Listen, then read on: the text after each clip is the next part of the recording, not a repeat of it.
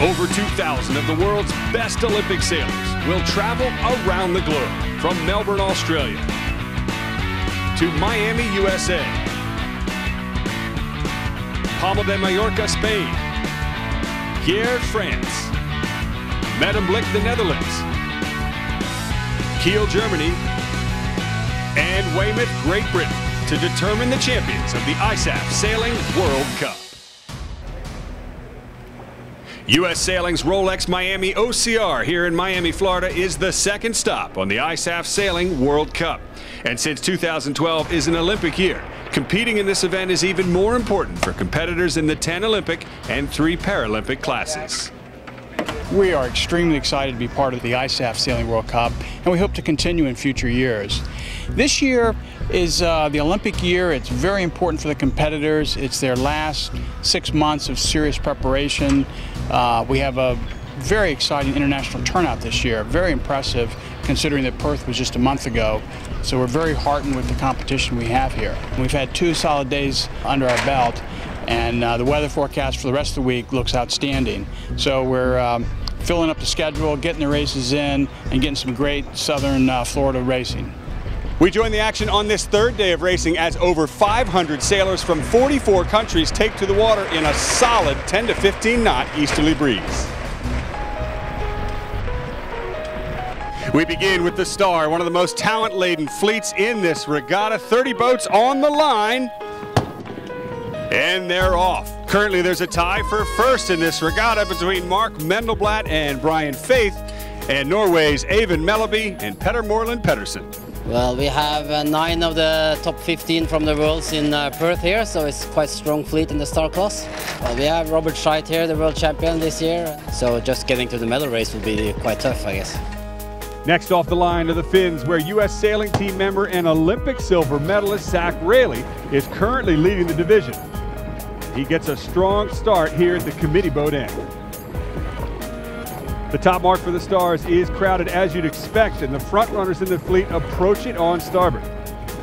In the lead is Canada's Richard Clark and Tyler Bourne. Brazil's Robert Scheidt is one of the most decorated sailors in this regatta. He's in second, followed by France's Xavier Rojas. In the Finns, it's Australia's Brendan Casey in the lead, just ahead of USA's Caleb Payne. But the big story is this man. Zach Raley rounded the top mark in 5th. He has passed enough boats to be in second. Now he has his sights set on the lead. We have a small fleet here. There's 26 boats, which is exactly the number of boats that we're going to have at the Olympic Games. So we came into this event really wanted to working on our decision-making, tactics on the race course. It's a much smaller fleet, so you change your decision-making and change your tactics a little bit. So that's what we're working on here this week. It's the Swiss team, Flavio Morisi and Enrico De Maria, first place as the Stars approach the windward mark for the 2nd time. But with a competitor like Robert Scheidt from Brazil just behind, it's going to be a hard lead to maintain. It's Norway's Eivind Melleby and Petter Moreland Pedersen who went into this regatta in the lead today. A deep race has them in about 10th right now. The fleets overlap with the Stars heading downwind and the Finns back upwind. Downwind, Robert Scheidt is making a fight for the front against the Swiss. It was a close race, particularly in a star-studded fleet like this, but at the end, give the finish to Flavio Morisi and Enrico De Maria from Switzerland. Downwind in the Finn, the story is still the same. Australia's Brendan Casey is in a solid lead. But with a 2nd place finish, Zach Raley is still leading the division. We move over to the 470 course. The men are about to start, and it's currently Australians Matthew Belcher and Malcolm Page, the gold medalists, leading this division. Here's the gun.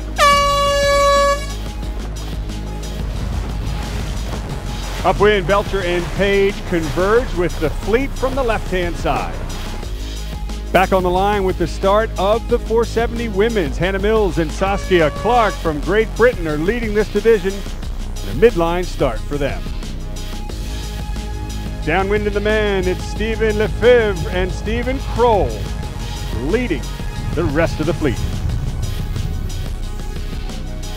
The women's fleet split upwind from the right and the left-hand side, but leading into the mark, it looks as though it's going to be our second place in the division so far, Catherine Kettleback and Frederique Belcher.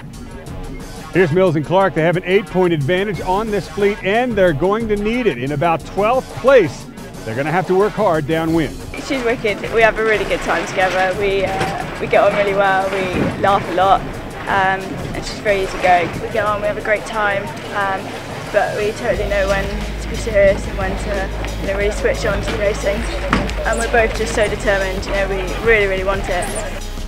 Amanda Clark and Sarah Lehan tied and won the tiebreaker for the Olympic trials. They will represent the U.S. in Weymouth. I knew during the race that at the final windward mark before the final run to the finish that we were not qualifying for the Olympics, and so we just put our heads down and pushed the boat as hard as we could with the yellow flag up. We were allowed to pump as much as we wanted, and we had an amazing run downwind and past the boats we needed to put points on, and we secured the bid.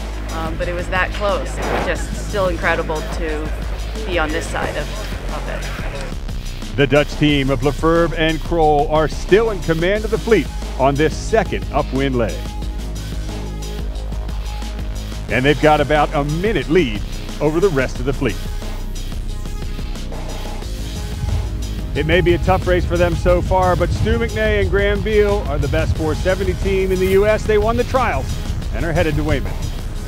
I believe we're missing only 2 or 3 boats that have medal potentials at this event. So it's a very high quality fleet, even though the numbers aren't very large. It's the racing is really tied up near the front of the racing, so the whole regatta will be a challenge all the way through. This is an all-important regatta for the Canadians as well. It is their Olympic trials. Downwind, the Dutch team is still far out in front.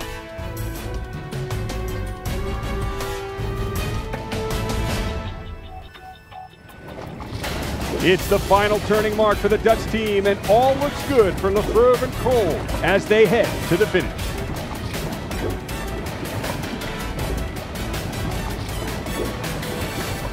And with that, they take the race. So this is our first time out in Miami, and we're loving it so far. It's meant to be winter here, but it's glorious sunshine the whole time. We're just really enjoying it. Lots of good sailing going on.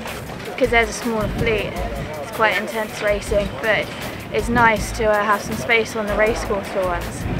It's a trapezoid course which has the women on a power reach as well to the outside, with the Argentinians in the lead. In the yellow jerseys, Hannah Mills and Saskia Clark from Great Britain were deep at the top mark. Now they're in third. Into the bottom mark, it looks as though it can be any one of 3 teams, depending on how the turn goes, that will take the race.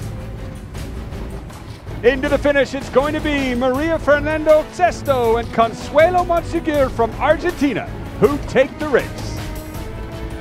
We've now reached the halfway point of this regatta. As we wrap up our coverage today of the Stars, the Finns, and the 470s, we'll shift our focus tomorrow to the men's and women's lasers, the RSX windsurfers, and the always exciting 49er skiffs. For now, I'm Tucker Thompson. Thanks for joining us.